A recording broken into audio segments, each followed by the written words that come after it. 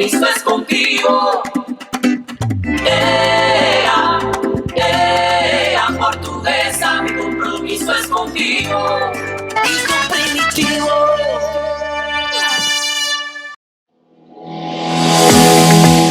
Para fortalecer la producción agroalimentaria del páramo quiteño, la Revolución Bolivariana dotó más de 20.000 metros de mangueras a los productores agrícolas para la recuperación integral de los sistemas de riego. Este esfuerzo, de la mano del Ministerio del Poder Popular para la Agricultura y del gobernador Arnaldo Sánchez, se realiza bajo el liderazgo firme del presidente Nicolás Maduro. Solo en el municipio Cardenal Quintero, gracias al trabajo articulado con los consejos campesinos y los comités de riego, ya se han recuperado 10 sistemas de riego esenciales para la agricultura con más de 6 kilómetros de manguera, beneficiando directamente a más de 1.800 productores.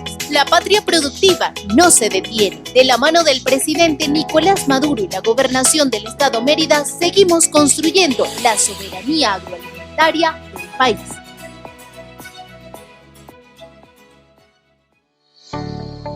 La Ferretería Comunal es una iniciativa impulsada por el presidente Nicolás Maduro, un lugar donde el pueblo tiene a su alcance una amplia variedad de materiales de calidad a precios asequibles, garantizando que cada venezolano tenga la oportunidad de edificar sus proyectos sin preocuparse por su presupuesto.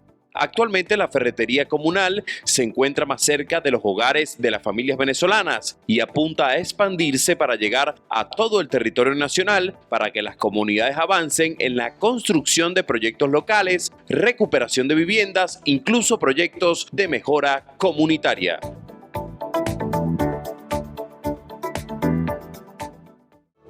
En CanTV llegamos con todo. Disfruta de ABA Ultra, el internet 100% fibra óptica de CanTV, más ABA TV Go y telefonía IP.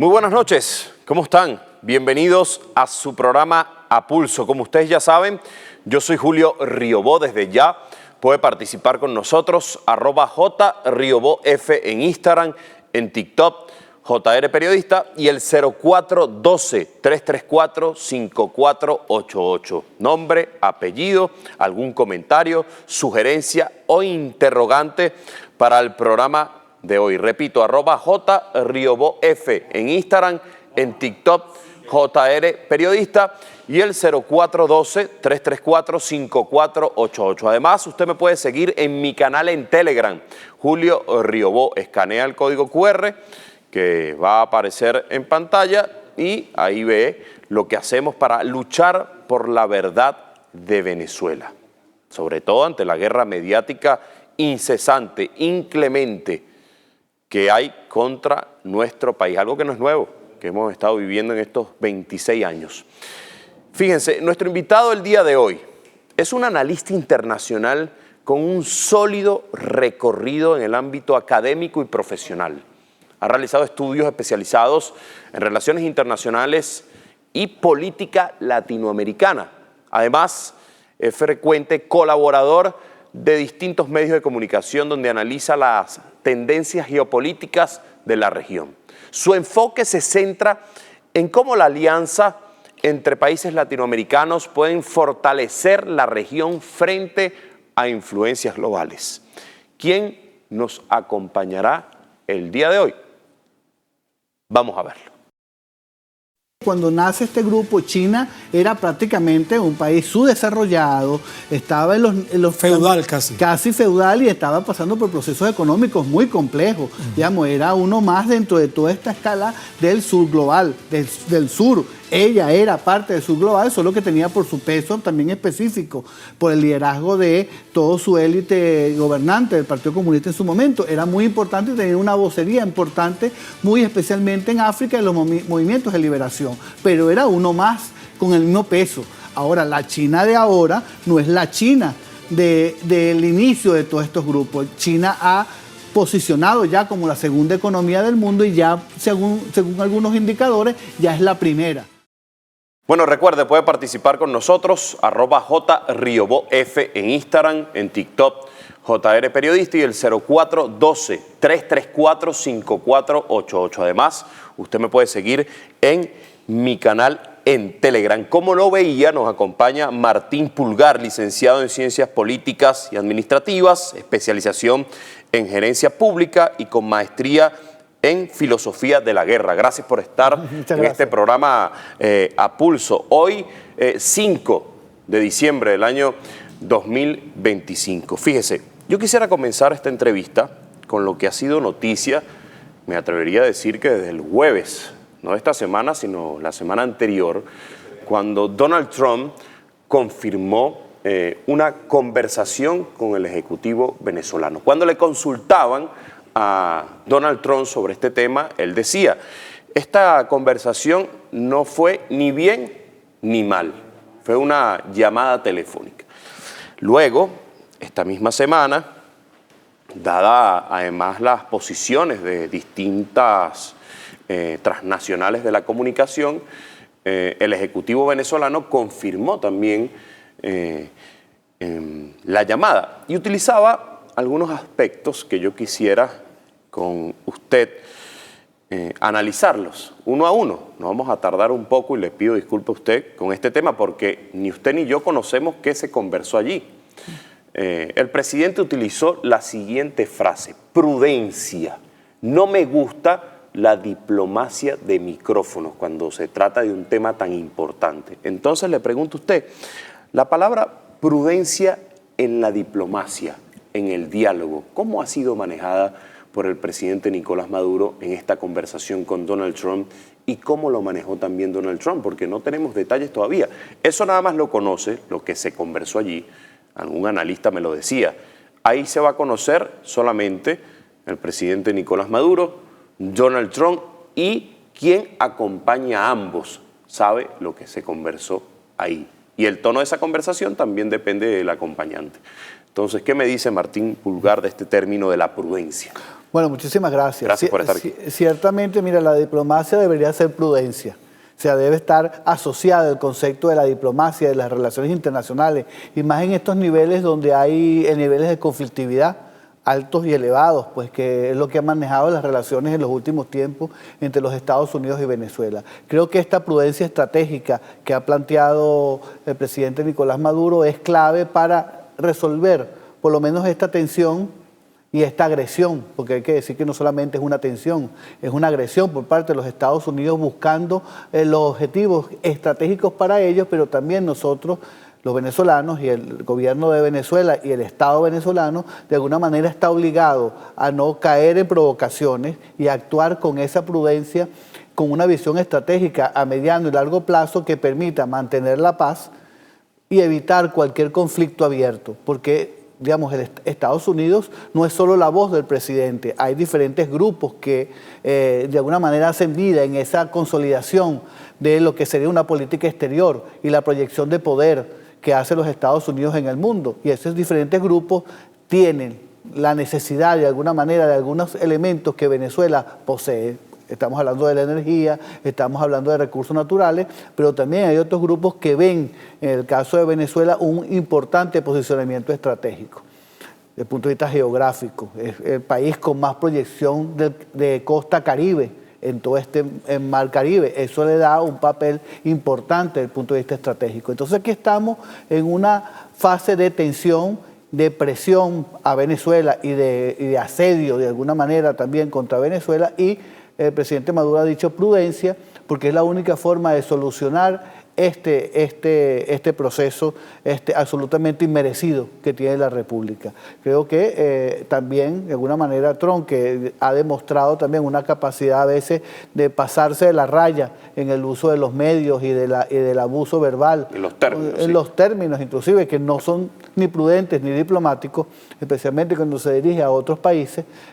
Creo que también ha sido de alguna manera prudente dentro de su personalidad, dentro de lo que cabe, en función de ese manejo de lo que ha sido esa llamada. el presidente Maduro dijo que fue hasta cordial. Eso en base al significa- respeto. Sí, el respeto y cordial, tomando en cuenta todo lo que dice también desde el punto de vista de los medios, que sea prudente y cordial y que se maneje dentro de estos esquemas, creo que es un avance importante para poder desescalar este elemento de conflicto que, como decía, es inmerecido para Venezuela, para el pueblo de Venezuela, y que no tiene ninguna razón de existencia, porque Venezuela ha planteado a los Estados Unidos siempre un trato cordial dentro del respeto y dentro de la existencia del camino que Venezuela ha decidido escoger, en el caso de la Revolución Bolivariana y un destino de ser un país fuerte en América Latina con una política independiente y soberana.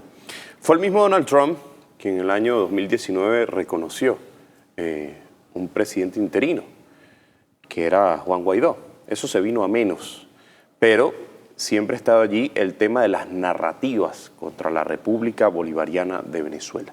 Hay algo clave que decía en ese sonido, diría yo como periodista, que duró en tan solo 2 minutos 41 o 3 minutos, esa explicación del jefe de Estado. Y él dice, llamaron directamente al Palacio de Miraflores. ¿Quién le atendió la llamada? El presidente Nicolás Maduro. Esto derriba las narrativas de quién realmente tiene el poder en Venezuela, más allá de lo que ha hecho el interinato, que ya se vino a menos. Sí, bueno, de alguna manera también todo este esfuerzo que ha hecho los Estados Unidos en construir primero una narrativa que justificara una presión y que justificara un cambio de régimen. Son ellos los que han planificado eso. Todo esto, prácticamente desde el primer mes del triunfo del presidente Chávez hasta ahorita, esto no ha cesado. Ha tenido altibajos, ha tenido presiones, ha tenido inclusive bajarle el volumen en función de comprender cuál es el próximo ataque, ¿no?, que ha tenido Venezuela. Pero en sí nunca ha cesado. Estados Unidos, desde el primer mes del gobierno del presidente Chávez, ha actuado en función de la búsqueda del cambio de régimen, de presionar o de legitimar a la Revolución Bolivariana. Ha sido un acto fundamental, pues, de sus diferentes gestiones de gobierno en los Estados Unidos. Entonces, por supuesto, aquí lo que se puede ver es una construcción, digamos, en el caso de los Estados Unidos, un intento permanente del cambio de régimen, y de Venezuela manejar con prudencia y con inteligencia todo este escenario de presión que tienen los Estados Unidos contra Venezuela. Siendo prudente también en la entrevista, hay una pregunta clave. Se está preparando un escenario para un encuentro cara a cara del presidente Nicolás Maduro con Donald Trump. Esto se lo pregunto porque si uno rememora algunas cosas, puede recordar aquel encuentro que iba a sostener también en su momento el jefe de Estado venezolano con Donald Trump, y fue saboteado. Pero estamos ahora en este momento preparando el escenario para que se encuentre cara a cara Nicolás Maduro con Donald Trump. Yo creo que sería muy propicio e interesante ese encuentro. Yo podría pensar que los actores podrían estar interesados en que se diera. Por supuesto, hay que tener ciertas precauciones en este escenario. Estados Unidos y Trump es especialista en destruir estos acercamientos. Recordemos el primer encuentro con Zelensky, recordemos el encuentro con el primer ministro, el presidente de Sudáfrica, que prácticamente lo destruyó a través de una mentira, una falsa narrativa de persecución a los blancos, digamos, donde nada de eso existe contra Sudáfrica, o el gobierno de Sudáfrica está implementando una dinámica de esa. O sea, también hay que evaluar perfectamente el escenario para que para ambos actores sea lo suficientemente nutritivo y productivo un encuentro de esta naturaleza, que no signifique, en el caso de la técnica de negociación de Trump, una especie de humillación a la persona a la cual está negociando, para después exigir cada vez más y más en ese fuego de negociación. Y para el presidente Maduro, que sea también un espacio donde se pueda llegar a acuerdos perfectamente válidos dentro del respeto de la soberanía y dentro del respeto de la legitimidad de Venezuela y de lo que plantea a los Estados Unidos como una especie de conflicto con Venezuela. ojalá que podamos estar en esas puertas en función también de lo que decía, del respeto entre ambos y de que no sirva para la destrucción de uno ni de otro, ni tampoco de la descalificación de ese encuentro en función de solo los intereses, en este caso de los Estados Unidos, que siempre utiliza casi cualquier elemento, fundamentalmente en esta técnica de Trump, de utilizar cualquier espacio en función de solo su beneficio, porque él no plantea una negociación ni estos acuerdos en función de ganar-ganar, que sería la vieja técnica de negociación y la vieja técnica de una diplomacia que busca que ambos países ganen intereses en forma conjunta, sino lo que busca los Estados Unidos por lo menos Trump, segunda parte de su gestión, de su gobierno, es imponer su hegemonía en el mundo y fundamentalmente en el Caribe, que al final es parte de toda esta dinámica y esta movilización de tropas, que no es más que decirle al mundo, este es mi patio trasero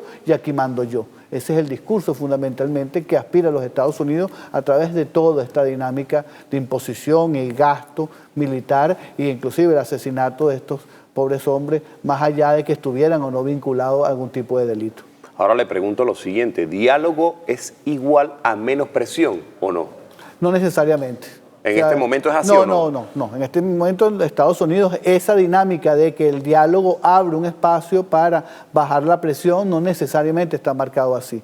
Estados Unidos puede seguir aumentando la presión y abrir el compás de la negociación en función de que esa presión genere beneficios superiores para alcanzar objetivos. Entonces, sigue presionando y sigue negociando. Y entonces, en base a la presión, alcanza mejores cartas en la negociación. Ese creo que es fundamentalmente el estilo de negociación de Trump, de jamás bajarle la guardia, de jamás bajar la presión y el efecto de esta narrativa contra Venezuela en función de cada vez más arrinconar en función del objetivo estratégico que está buscando contra Venezuela. Esto se lo pregunto es porque yo no quisiera especular, doctor, pero esa conversación pudo darse, por lo que uno puede interpretar, dilucidar, la semana pasada. Pero ese mismo día, el día jueves, miércoles, que Donald Trump dice, bueno, conversé, no me fue ni bien ni mal. Eso habla mucho también del respeto que destacaba el presidente Nicolás Maduro.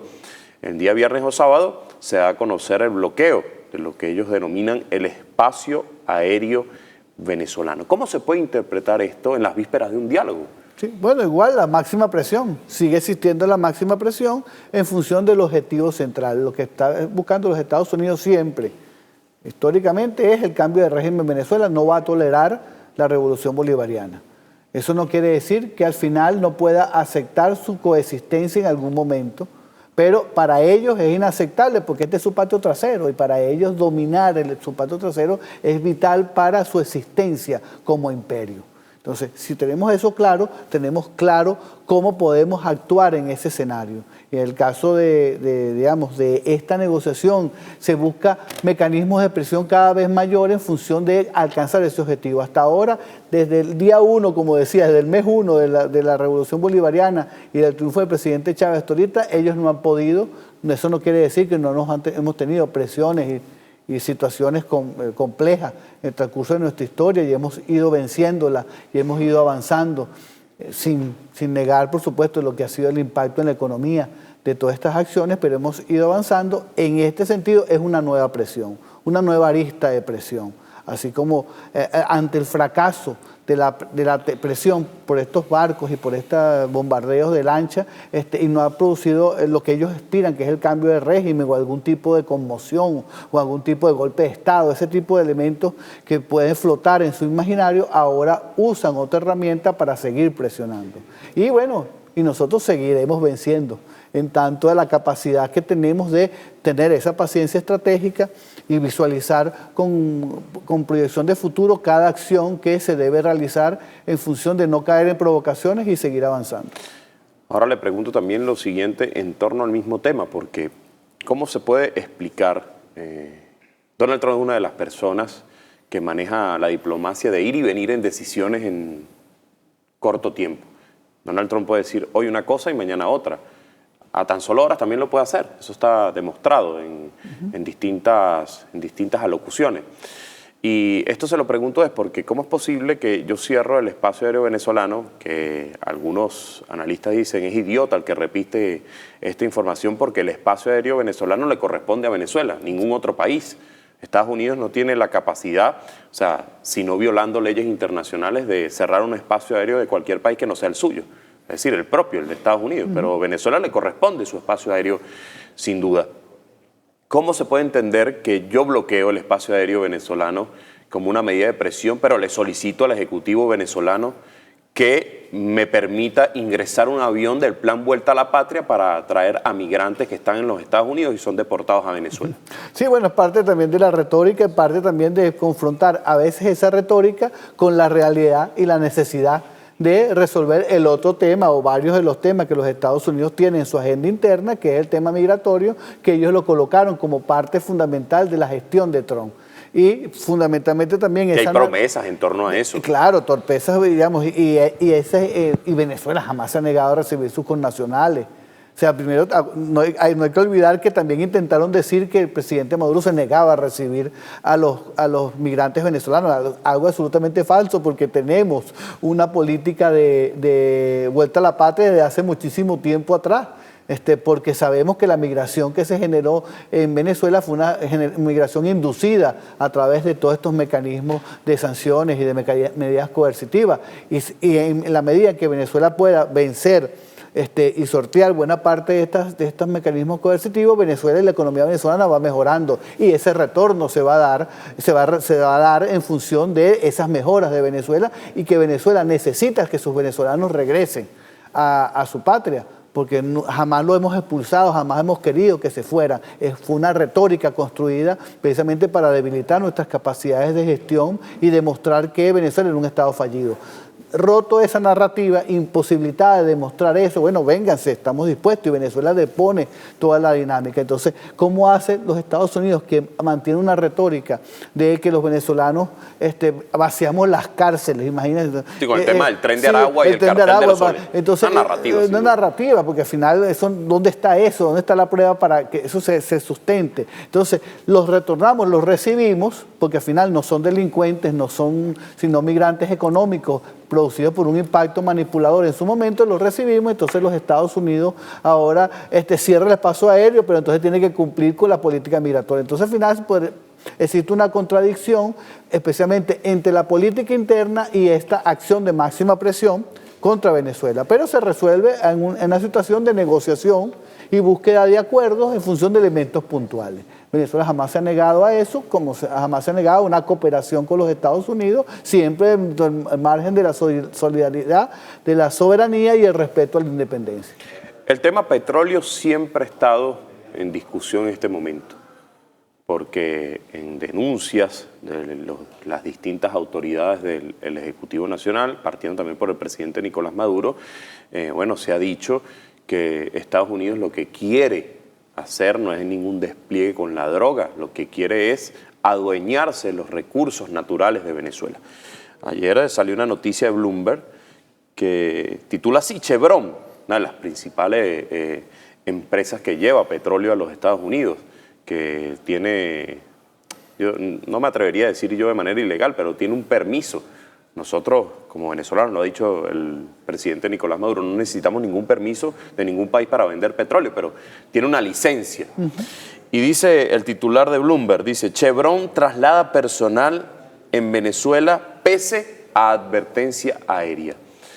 Por eso ahí también cala mucho lo que usted explica, máxima presión para negociar, porque más allá, y ahí es donde uno derrumba la narrativa, si tú dices, tú Estados Unidos, dice que este es un narcoestado que está siendo dirigido por la cabeza del cartel de los soles, que vació las cárceles de los integrantes del tren de Aragua, ¿cómo tú le compras petróleo a ese país? Claro, digamos, está la dinámica, como dice, son como varias dimensiones o niveles de la actuación desde el punto de vista militar o de guerra, donde hay elementos de guerra cinéticos, como dicen algunos, y elementos no cinéticos. Pues ese elemento de presión, de manipulación cognitiva o de elemento de presión psicológica se construye a través de una retórica de medios. Entonces Venezuela es todo lo peor, pero necesito relacionarme de alguna manera en el Caribe con Venezuela. Es un país muy importante desde el punto de vista de la influencia en el Caribe y en el mundo, a pesar del intento de minimizar el papel y el peso de Venezuela en el sur global y en toda la esfera de las relaciones internacionales. Venezuela es sumamente importante por la energía, pero también hay un posicionamiento estratégico de Venezuela. Por eso es que Estados Unidos no quiere solo apoderarse de los recursos materiales o naturales, quiere apoderarse de Venezuela, sin calificación posterior. O sea, necesita el espacio, no solamente los recursos que están en su seno, sino del espacio geográfico que significa Venezuela, tanto un país que proyecta de norte a sur, hacia Sudamérica, como lo que proyecta de sur a norte, con todo lo que significa el Mar Caribe. Entonces, para Estados Unidos es importante Venezuela como espacio geográfico y con todo lo que tiene adentro, inclusive con su gente, porque Venezuela siempre ha sido un importante consumidor de materiales fabricados en los Estados Unidos. Siempre tuvimos una gran demanda de esa industria que ahora él quiere reconstruir gracias al petróleo y gracias a los estándares asumidos por el petróleo, generados por el petróleo en Venezuela. Eso lo desean tomar. También necesitan esas finanzas generadas por el petróleo, fundamentalmente para el sur de la Florida, que buena parte de venezolanos invertían en el sur de la Florida, y buena parte de esto puede explicar el escenario de Marcos Rubio y la necesidad de actuar contra Venezuela para recuperar esa fuente de financiamiento que fue muy importante para el sur de la Florida, para Miami en tiempo atrás. Entonces aquí vemos la necesidad de posicionarse, de controlar Venezuela por diferentes aristas. La administración Trump tiene la soga en el cuello en el tema petrolero. ¿Cuál es la realidad del petróleo en Estados Unidos? Algunos analistas dicen que 4 años se terminan las reservas petroleras de Estados Unidos, y eso tiene muy preocupado a la administración de Donald Trump, tanto así que querían meter sus manos también, y no sé si usted lo recuerda, en Nigeria, quien también tiene un tema de producción petrolera muy importante, pero es por este tema del petróleo. Sí, bueno, Estados Unidos nunca ha visto sus reservas nacionales como las reservas para su consumo. Ellos han ampliado siempre el escenario de Venezuela, de México y de Canadá. Siempre ha visto que todas estas reservas petroleras que están en estos países son suyas, les pertenecen, tributan a su economía. Y entonces, por supuesto, al tener en Venezuela un gobierno díscolo, un gobierno que ejerce su soberanía, que plantea otro escenario, entonces, por supuesto, para Estados Unidos, ante la escasez manifiesta, según algunos dicen que son 5 años, quizás el uso de la tecnología permite ampliar estos años, ¿no? Pero de alguna manera el escenario concreto de su espacio geográfico, entonces necesitan garantizar ese espacio ampliado donde ellos quieren ejercer la soberanía plena, que sería el norte de Sudamérica y por supuesto hasta Groenlandia, pasando por Canadá. Todo eso les pertenece, es la visión imperial que tienen, y más con todos estos elementos de presión que significa el surgimiento de competidores como Rusia o China. Entonces necesitan esta área preservada para ellos en función de la necesidad de poder competir con estos actores, no solamente ellos, también el surgimiento de la India, que tiene una expansión económica también muy importante, que ha demostrado también capacidades de soberanía y autónoma con respecto al escenario global, y otros actores que pueden empezar a surgir y que Estados Unidos no puede ejercer la hegemonía como antes la ejercía. Entonces necesita de alguna manera garantizar esta especie de espacio para su proyección de poder a nivel global. Hay muchas aristas en torno al despliegue en el Caribe, aristas que derrumban la narrativa de lo que se realiza allí. Uno ve los informes de la ONU, de la DEA, una vez en una entrevista también Max Blumenthal le preguntaba a Jordan Woodrow, el mercenario contratado por Juan Guaidó, que nunca le pagó, Juan Guaidó, uno de los principales ladrones de la historia de la República. Y vamos a hablar también del tema de Citgo, que no lo podemos dejar por fuera, porque en torno al diálogo, en torno también a la presión, bueno, un juez decide robarnos Citgo.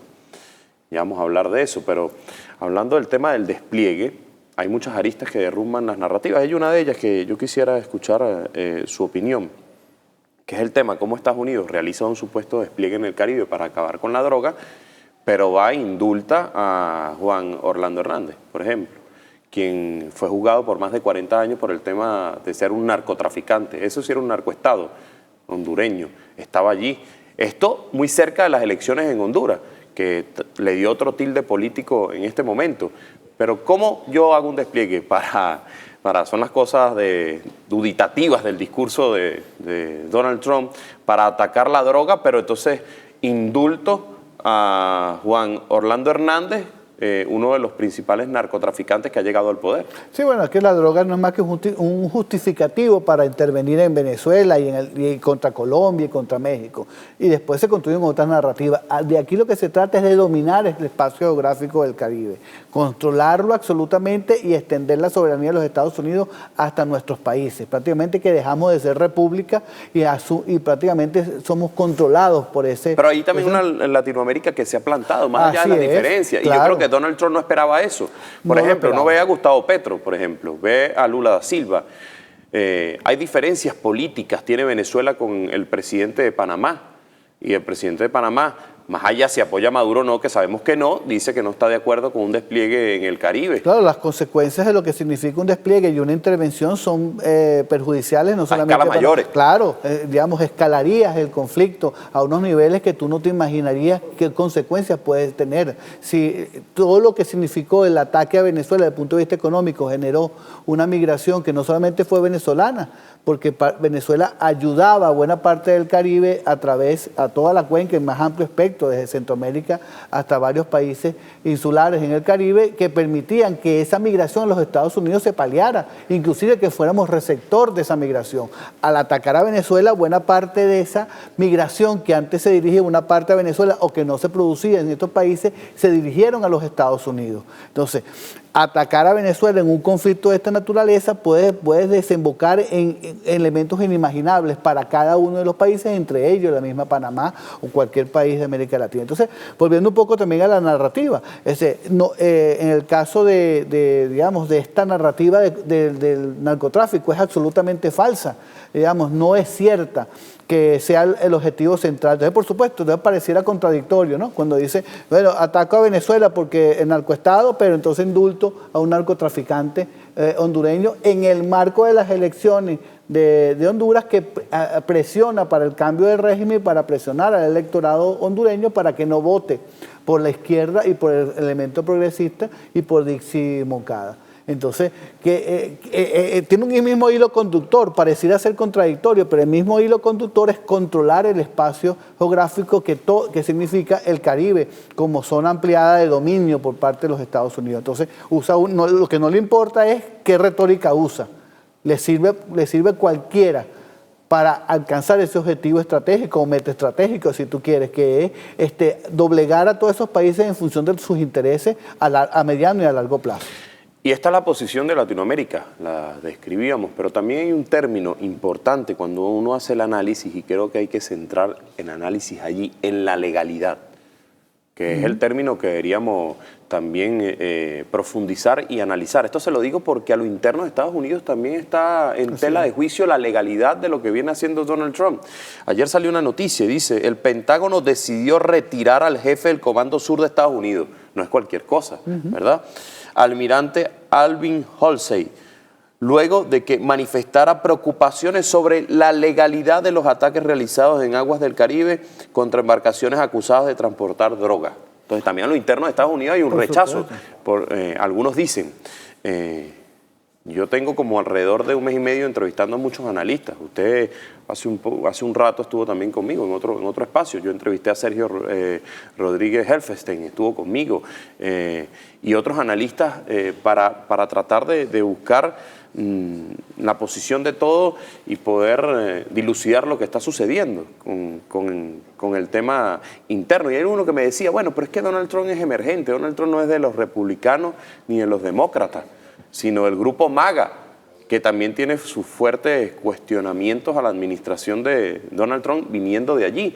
Pero también en los demócratas y en los republicanos este término de legalidad se está analizando mucho, están en contra del ataque en el Caribe. Sí, bueno, primero hay el posicionamiento de una competencia por el poder.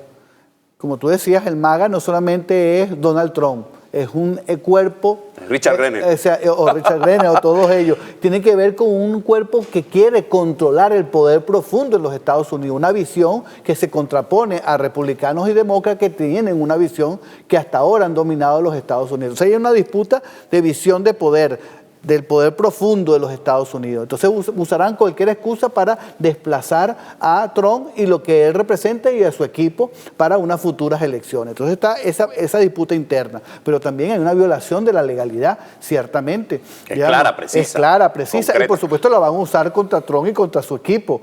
Y digamos, por eso es que de alguna manera elementos más institucionalizados como el ejército, las Fuerzas Armadas de los Estados Unidos, piensan, bueno, y si al final yo voy a pagar los platos rotos, algunos de los comandantes, y por eso renuncian, y por eso opinan, y por eso se oponen, ya sea en forma un poco más silente, más callada, menos pública, o a veces abiertamente, porque van por ellos, porque el poder generalmente tiende a protegerse. En ese sentido, Trump se va a proteger, va a decir, yo no di la orden, y así su secretario de guerra, hasta que alguien va a pagar eso. ¿Y quién va a ser? El jefe del Comando Sur, el jefe del Comando de las Fuerzas Especiales, el comandante que en forma directa dio la orden porque alguien se la dijo, porque dudo mucho, tomando en cuenta la estructura piramidal de un ejército como los Estados Unidos, aunque tiene capacidades en lo táctico de tomar decisiones sin pasar por esa pirámide de decisiones, sabe que una decisión de esta naturaleza tuvo que estar amarrada a través de una decisión de alto nivel, porque todos ellos están entrenados en función, en caso de guerra, no poder atacar a un superviviente, pues porque sería una violación de guerra, pero se escudan en que esto no es una guerra. Entonces no es una guerra, es un acto criminal de defensa. y de defensiva, pero es fundamentalmente criminal. El acto criminal tiene un tratamiento distinto. Esto usted me lo dice por lo del tema del secretario de guerra que atacaron una embarcación, uno de estos peñeros, y quedaron vivos 2 o 3, sí, y él dio la orden de rematarlos. No puede quedar ninguno vivo, y lo mataron. Entonces claro, eso habla de lo grave de la ilegalidad. Claro, porque tú no puedes rematar a nadie. Se supone que si hay un ataque por una presunta amenaza y quedaron supervivientes, quedaron, en forma vulnerable, porque digamos están flotando en el mar agarrándose de los restos de una embarcación. ¿Qué peligro tiene? Tienes que en todo caso apresarlos y llevarlos a la justicia. Y lo que querían negar era eso precisamente, que pudiera quedar algún cabo suelto que demostrara que esa embarcación o no era narcotraficante o no tenía ningún ejercicio de delito, sino que fue un acto de demostración de poder simple y llanamente. Fíjese, quiero hacerle un interrogante a usted que yo dejaba en el tintero al inicio de este programa, pero no puedo dejar de realizarla. Es la actitud del que siempre el Ejecutivo ha catalogado de buen negociador. Eso lo dijo el presidente Nicolás Maduro en una carta que envió el 5 de septiembre a Estados Unidos. Y él pedía la negociación con Richard Grenell. Le preguntan a Richard Grenell del tema del diálogo y le dicen, ¿es debilidad de Estados Unidos conversar con Nicolás Maduro? Eso es una de las preguntas. Y la otra es las transnacionales de la comunicación, la guerra mediática, que no ha calado tanto como pudiese haber calado hace 10 años, por ejemplo. Ha cambiado un poco eso. Y esto se lo digo es porque cuando uno empieza a leer en torno a la conversación del presidente Nicolás Maduro con Donald Trump, dicen que Donald Trump, sin haber estado allí, sin ninguna prueba, dicen que Donald Trump le dio un ultimátum a Nicolás Maduro para el día de mañana 6 de diciembre del año 2025. Y entonces cuando uno ve estas cosas, de repente ve el pasado lunes al presidente Nicolás Maduro en el Palacio de Miraflores, recibiendo al pueblo para la juramentación del tema de los CCBI, que son los comandos de comunidad, de base integral. Y ve al presidente Nicolás Maduro junto al pueblo y ve al presidente Nicolás Maduro bailando el día de ayer también, haciendo una agenda de trabajo en su programa Maduro de repente, y el presidente está bailando. O sea, no es la actitud de alguien a quien se le da un ultimátum. El que sí le dio, y yo lo he dicho en varios programas, el que sí le dio un ultimátum fue el presidente Nicolás Maduro a las aerolíneas que se pegaron a la amenaza de Estados Unidos. Entonces, ¿cómo analizamos esas dos vertientes? El tema de Richard Grenell y el tema de la guerra mediática que miente descaradamente sin ninguna prueba, porque uno escucha a estos sectores extremistas, a Leopoldo López, a Juan Guaidó, María Corina Machado, Julio Borges, y un solo periodista tiene que consultarle y decirle, ¿de dónde sacas tú eso? ¿Cuáles son tus pruebas? Y yo estoy seguro que se van a quedar con la boca abierta porque ninguno tiene pruebas de las afirmaciones que hacen. Sí, bueno, es la construcción de una narrativa a través de este aparato mediático que también tiene sus propios intereses y que va más allá inclusive de los intereses del Estado norteamericano o de Estados Unidos. Ellos tienen también su propia dinámica, son voceros de intereses económicos y que ven a Venezuela, por supuesto, como un botín, como una piñata, la cual con un cambio de régimen pueden aprovecharse a un nivel de expoliación brutal, pues. Y hay algo de eso, también hay algo de toda esta mecánica de los medios de comunicación que están asentados, especialmente en castellano, en español, que se sientan en Miami y que sirven de caja de resonancia para buena parte de los medios de América Latina y de España inclusive. De ahí surge. Esto también es una vieja táctica de subversión que se usó también con Chile, digamos, como desde Argentina. Para acá. Sí, sí, claro, o sea, eso no es nuevo, pues eso es lo que se ha ido refinando. Y los medios de comunicación, como han cambiado, también se ha refinado la forma de actuarlo. Pero estos medios son la caja de resonancia de buena parte de los intereses, inclusive, que pretenden conducir la política exterior de los Estados Unidos, inclusive en contra de muchas veces de los intereses del Estado de los Estados Unidos, para imponerle una agenda. Bueno, esos son los medios, pues. Y por supuesto que negociar jamás ha sido puede medirse como un acto de debilidad. Quizá Estados Unidos y Trump lo ha vendido así. O sea, dentro de su especie de gorila alfa, cuando actúa de esa manera, vende que cualquier acto de negociador es una especie de pérdida de poder, pero eso no es absolutamente cierto. O sea, cualquier negociación es parte inclusive hasta puede ser medida hasta de una victoria. O sea, las negociaciones no pueden ser medidas jamás como actos de debilidad, sino de resolver un problema que es coyuntural o puede ser estructural. En las negociaciones nadie gana ni nadie pierde. Bueno, se supone que debe haber un ganar-ganar.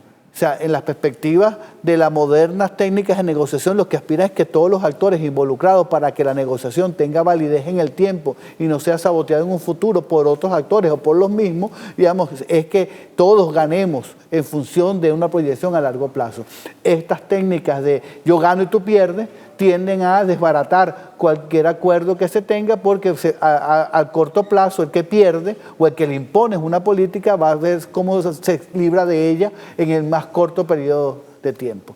Entonces, lo que se busca en una negociación es que todos estemos de acuerdo en esa negociación y que a la larga pueda ser asumida tanto por los actores que están involucrados en esa negociación como en los futuros actores que se van a involucrar cuando estos pasen, pues.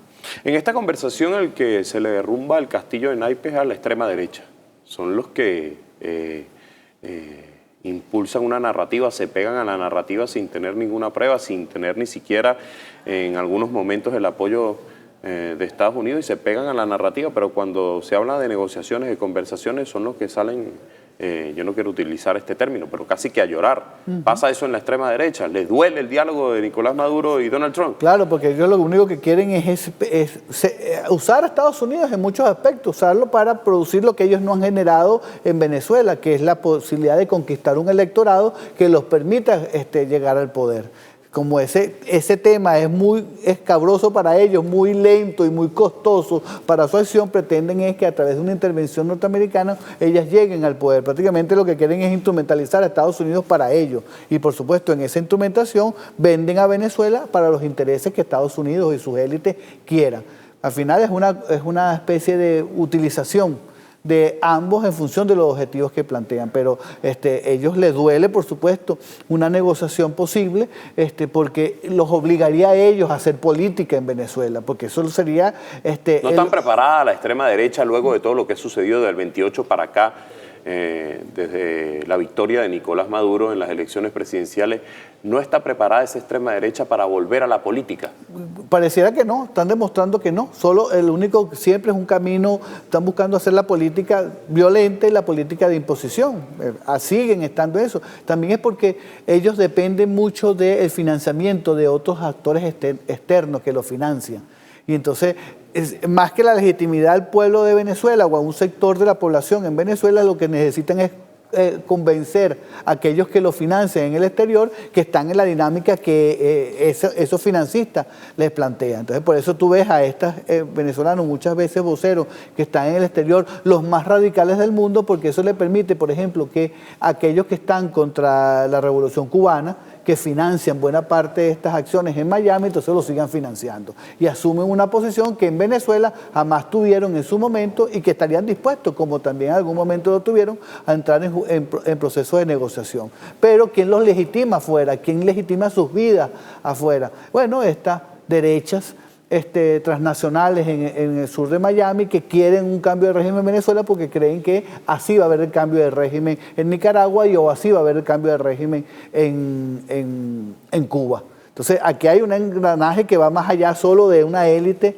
venezolana, sino que se amplía a todo lo que significa esta especie de mundo anticomunista o de derecha extrema en función de la no existencia de gobiernos progresistas que cuestionen, por supuesto, el sistema de propiedad de los medios de producción y todos estos elementos que darían cambios en la forma de distribuir la riqueza para beneficiar a las mayorías. Eso es lo que está en contra.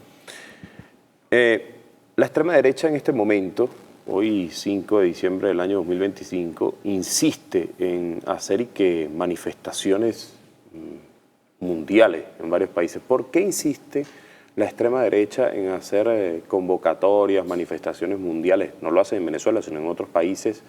Y las convocatorias son muy paupérrimas, no va gente, y siguen insistiendo en el mismo guión. Bueno, volvemos al punto.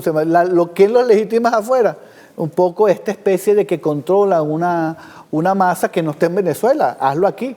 Claro, se excusan en función de que Venezuela persigue todo ese tipo de elementos. No, es que no quieren legitimar sus acciones porque no tendrían sus discursos en Venezuela una cabida en función de la posibilidad de la conquista del poder. Porque han fracasado en la historia, han demostrado su incapacidad de comunicarse con el pueblo en Venezuela, que es al final el que sufre, padece, se beneficia de todos los beneficios que da la revolución o cualquier elemento de un gobierno en Venezuela. Pero entonces la dinámica es buscar la legitimidad fuera. Es lo único que les queda también para demostrar algún tipo de poder para sus financistas. Es el otro punto, digamos, ¿quién los financia? ¿Quién los legitima? ¿Quién permite el arrebato de los bienes de Venezuela en el exterior? ¿Quién les garantiza su existencia supuestamente como líderes? ¿Quién los premia con premios Nobel y estas cosas? Fundamentalmente unos grupos externos que nada tiene que ver con Venezuela y con sus necesidades o sus padecimientos. Ellos están afuera hablando un discurso para otros. Y bueno, creen que estas movilizaciones le dan esa legitimidad para seguir medrando por los bienes que le han apropiado a Venezuela o por algún tipo de recursos que les puedan dar estas élites internacionales como esto del Nobel y todas estas cosas que ya han resultado ser una payasada para el mundo y que hace mucho tiempo dejaron de significar algo para las poblaciones del mundo en función del cambio de los beneficios de la población. Cuando uno habla del tema del diálogo, también los aliados son muy importantes. Y cuando se tienen pretensiones, los aliados también fijan una posición. Y esa posición puede ser determinante también para colocar un muro de contención contra Venezuela. ¿Qué tan fundamental ha sido estas relaciones que Venezuela a lo largo de este tiempo, creadas por el comandante Hugo Chávez, fortalecidas por el presidente Nicolás Maduro y continuadas también por el jefe de Estado, ha tenido China, Irán, Rusia, la India? Esto también juega un papel fundamental en el momento de conversar con otra nación, en el momento de frenar las pretensiones imperiales que han querido atacar a la República, agredir a la República. Ya no hablan de hacerlo a nivel del despliegue militar en el Caribe, hablan de un despliegue terrestre, que es mucho más delicado. Sí, sí. Bueno, por supuesto que son fundamentales estas alianzas internacionales que construyó la revolución y Venezuela en términos generales con muchísimos actores. internacionales, algunos más cercanos, uno de alguna manera más de conveniencia económica, perfecto, eso es parte también de las relaciones internacionales, donde tú construyes escenarios de cooperación y acuerdo en función de los intereses de ambos, lo que hablábamos de la negociación de ganar-ganar. En el caso de Rusia y China como actores emergentes de poder a nivel global, esa alianza de Venezuela se ha ido construyendo a pulso, como tú, el nombre de tu programa, a pulso, digamos, con inteligencia, con tiempo, en función de, por una parte, como el peso específico que tiene Venezuela a nivel del planeta, a nivel de las relaciones internacionales, el peso específico propio que tiene Venezuela, porque a veces se pretende que Venezuela es como un peón dentro de los juegos geopolíticos globales, y no es cierto, Venezuela no es un peón, es protagonista de este efecto, y por supuesto, y esos actores la tratan con el respeto soberano que tiene Venezuela en función de las decisiones que va a tomar Venezuela en un escenario como este, que es de defensa de la soberanía. No se trata de los intereses de Rusia o China o de la India con respecto al Caribe, y Venezuela solo depende de ellos en función de eso. Eso no es cierto. De hecho, hay un respeto constante de estos países en función de Venezuela, y la defensa de Venezuela pasa por el respeto de su soberanía. Así como las acciones de apoyo que ha tenido Venezuela en el escenario internacional a estos países tiene que ver con el respeto de estos países y de su soberanía. Eso se calibra, y eso de alguna manera se respalda en momentos de dificultad de uno y otros países. Creo que son fundamentales para la construcción de un nuevo mundo, de una realidad muy distinta que está surgiendo, que todavía no ha terminado de cuajar, pero que está emergiendo, donde la hegemonía de los Estados Unidos permanecerá en un nivel, y estos nuevos actores, entre ellos Venezuela, con peso específico y proyección propia, también tendrá muchísimo y tiene mucho que decir en el escenario internacional. Yo le decía que íbamos a conversar, ya quedan pocos minutos del programa, del tema de Citgo. Al frente de Citgo, estoy hablando de la Junta ad hoc que creó Juan Guaidó con Leopoldo López, estaban una junta de ladrones. Y aparece José Ignacio Hernández, el falso procurador, que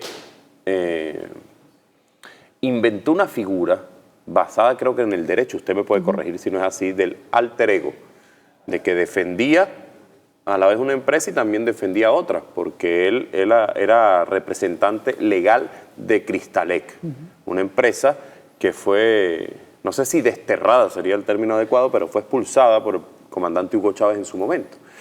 ¿Y qué hacía entonces José Ignacio Hernández? José Ignacio Hernández, yo lo he dicho en varias oportunidades, en algunos espacios, esto lo explica muy bien William Castillo, porque conoce además, el día de ayer era el primer día del Día Internacional contra las Medidas Coercitivas, conoce muy bien este tema. Pero entonces él, junto a Iván Simonovic, llamaban a algunos tenedores de bonos, usted me puede corregir si no es así, porque estoy tratando de reconstruir lo que hacían, y le decían a esta gente de las empresas, mira, Citgo te tiene una deuda, vamos a buscar que te paguen esa deuda, pero si son 5 millones de dólares, a mí me toca uno porque yo estoy haciendo las gestiones para que te paguen esa deuda. Y bueno, y eso se convirtió en un banco de la extrema derecha que manejó esos recursos, que se robó todo ese dinero, y esta semana, desde el Ministerio de Hidrocarburos, la ministra de Hidrocarburos, que también es vicepresidenta ejecutiva de la República, dio una rueda de prensa y dijo que todo este plan que se articuló con la extrema derecha se diseñó en Estados Unidos. Pero es sumamente delicado, que era lo que le decía, el despliegue en el Caribe. Ya no es el despliegue también en el Caribe, sino la amenaza de acciones territoriales. Es también el diálogo con el presidente Donald Trump, pero en el marco de todo esto, cuando uno verifica las aristas cercanos a eso, ven que se apropian de una empresa muy importante que solo, según los investigadores y lo que yo he podido leer, solo puede refinar petróleo venezolano.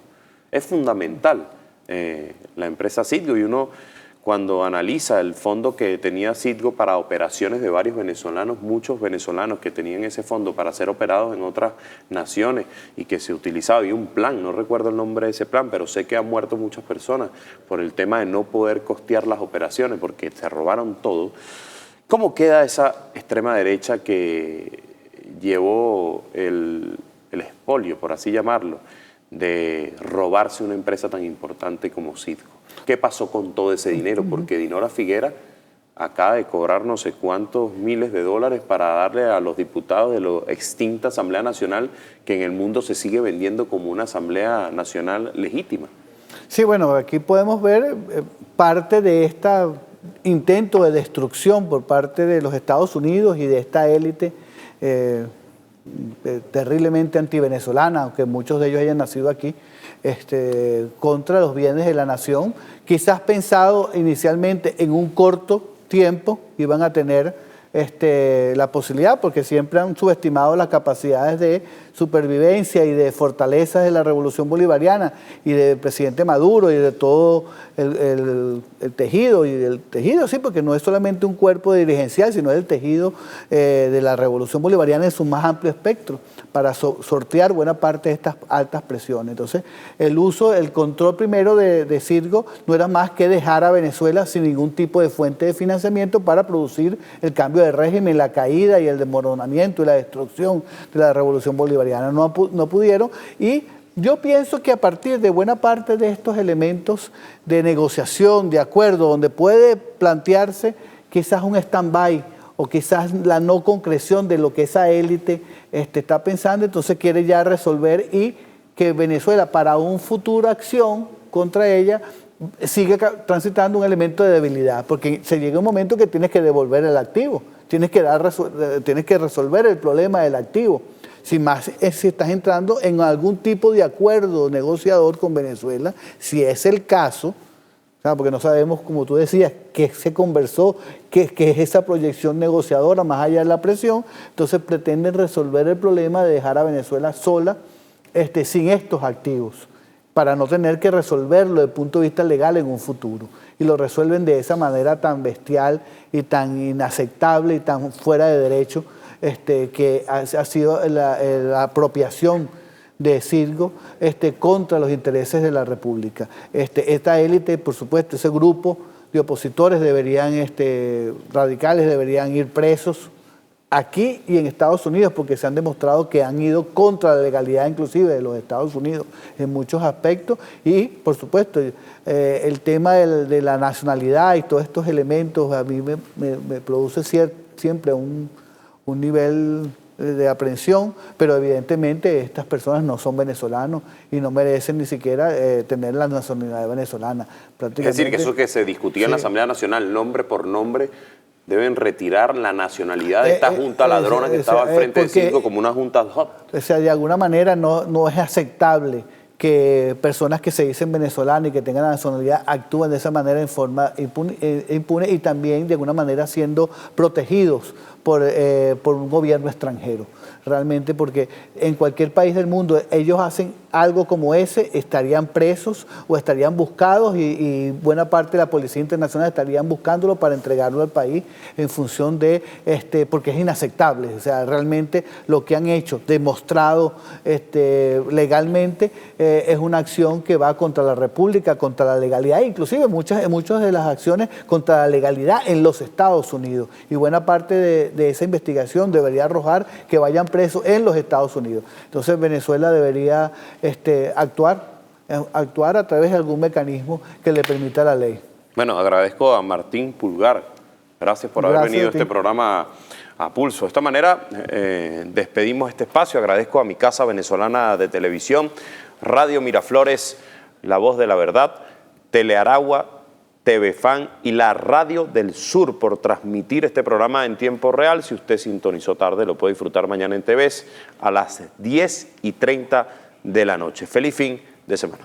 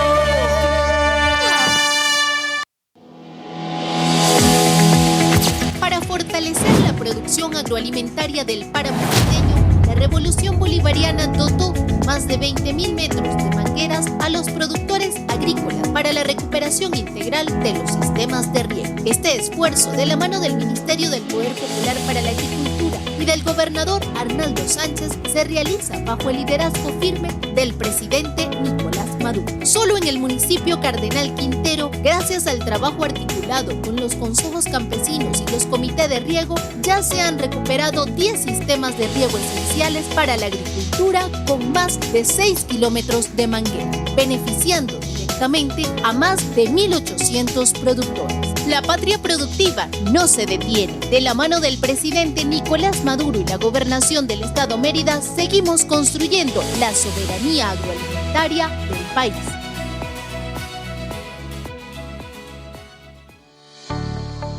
La Ferretería Comunal es una iniciativa impulsada por el presidente Nicolás Maduro, un lugar donde el pueblo tiene a su alcance una amplia variedad de materiales de calidad a precios asequibles, garantizando que cada venezolano tenga la oportunidad de edificar sus proyectos sin preocuparse por su presupuesto. Actualmente la Ferretería Comunal se encuentra más cerca de los hogares de las familias venezolanas y apunta a expandirse para llegar a todo el territorio nacional para que las comunidades avancen en la construcción de proyectos locales, recuperación de viviendas, incluso proyectos de mejora comunitaria.